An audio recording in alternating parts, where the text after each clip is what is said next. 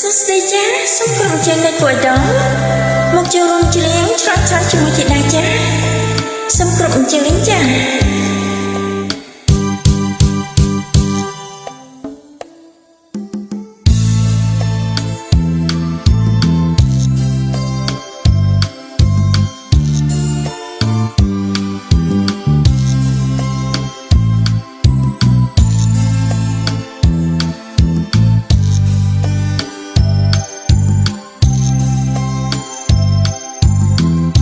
នេះជារឿងធម្មតា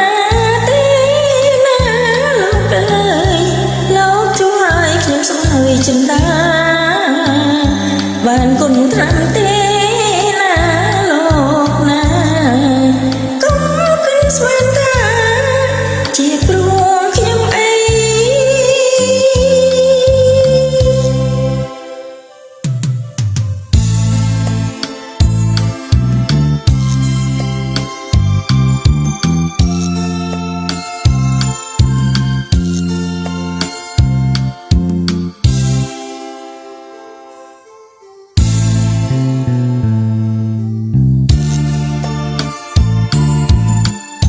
ខ្ញុំសូមលាសិនហើយ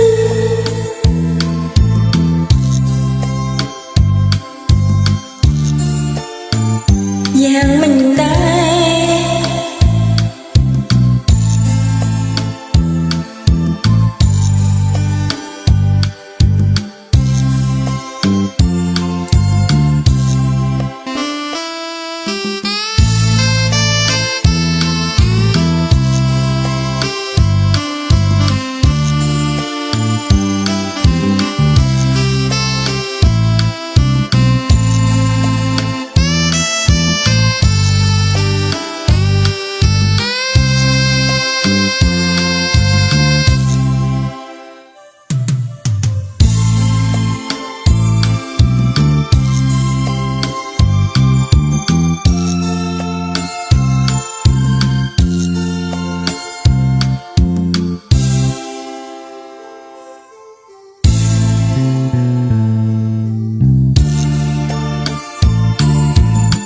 ខ្ញុំសូមលាសិនហើ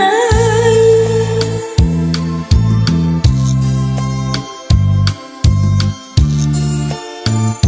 យ៉ាងមិនចា